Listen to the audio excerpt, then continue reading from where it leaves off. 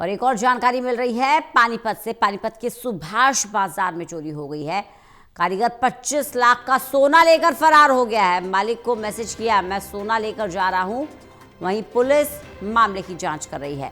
देवेंद्र कथुरिया हमारे साथ, हमारे सहयोगी लगातार बने हुए हैं, हमारे एसोसिएट एडिटर हैं।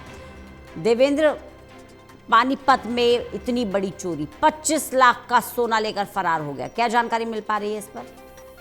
देखिए, सुभाष बाजार है, मेन बाजार सुभाष बाजार, दो ऐसी पानीपत की मार्केट है जहां सोने चांदी का व्यापार, शोरूम्स बहुत ज्यादा है। पूरा मतलब किसी को सोना चांदी गहने लेने हो, बनवाने हो, तुड़वाने हो, बेचने हो, तो ये बाजार है सुभाष बाजार और मेन बाजार।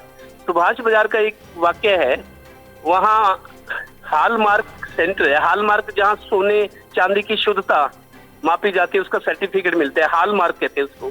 हॉलमार्क के सेंटर पर एक ऋषिकेश नाम का ये महाराष्ट्र का कारीगर था, पिछले 2 साल से यहाँ नौकरी कर रहा था ऋषिकेश। तो ये जो मालिक है इसका पानीपत का, इसका कैथल में भी कोई इसी तरह का शोरूम है। वो कैथल गया हुआ था, कारीगर दुकान पर अकेला था हॉलमार्क सेंटर पर। तो 25 लाख का करीब वो सोना ले गया है। और इंटरेस्टिंग बात ये है रंजना, उसने SMS करके मालिक को कहा है कि मैं सोना ले जा रहा हूँ। तो सोना ले जा रहा हूँ मतलब या तो उसको कोई खुंदक रही होगी, किसी वजह से कोई विवाद हो या कोई लेन देन का हो सकता है कि भाई मेरे को वो मेरा हिसाब नहीं हुआ, जो भी हो सकता है इसका मतलब। तो उसने बकायदा मालिक को मैसेज किया कि मैं सोना लेकर जा रहा हूँ, 25 लाख का सोना है। और ऋषिकेश नाम का ये महाराष्ट्र का कारीगर है। और आपको बता दूं, हरियाणा में जितना भी सोने चांदी के कारीगर हैं वो ज्यादातर बंगाल या महाराष्ट्र के रहने वाले हैं। उनको हुनर ये ज्यादा होता है महाराष्ट्र और बंगाल का। तो ये महाराष्ट्र का ऋषिकेश नाम का युवक था जिसकी उम्र 35-40 साल के बीच है, 2 साल से नौकरी कर रहा था। तो वो 25 लाख का सोना ले गया। अब मालिक जो है पुलिस की मदद ले रहा है।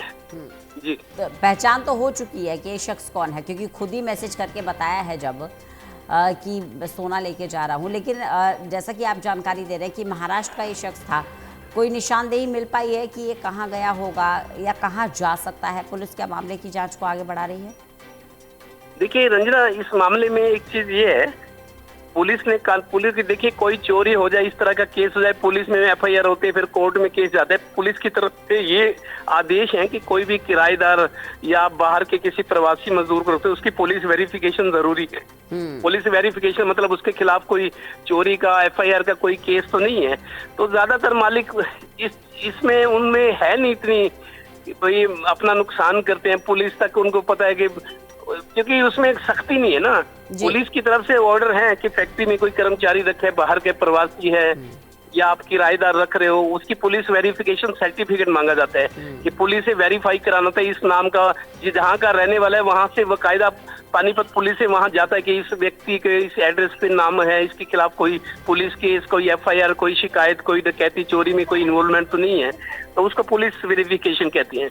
तो पुलिस वेरिफिकेशन नहीं हुआ था इस आदमी का। और ज्यादातर मामलों में ऐसे ही है कि पुलिस वेरिफिकेशन की जहमत नहीं उठाती व्यापारी लोग, इसी वजह से नुकसान उठाते हैं। पुलिस उनको डांटती भी है और उनके खिलाफ भी कार्रवाई हो सकती है। भाई जब पुलिस वेरिफिकेशन कराना जरूरी है तो आपने वायलेशन क्यों किया? तो उन पर भी सख्ती होती है। लिहाजा अब नुकसान हो गया है, पुलिस से वो मदद की गुहार लगा रहे हैं। और उस ऋषिकेश जो भागा है, उसके जो जान पहचान के लोग थे इस पेशे के या कोई गांव के लोग, उनका भी पता लगाया जा रहा ताकि उसके थ्रू पुलिस वहां तक पहुंच सके। चलिए, बहुत बहुत शुक्रिया देवेंद्र हमारे साथ जुड़ने के लिए। इस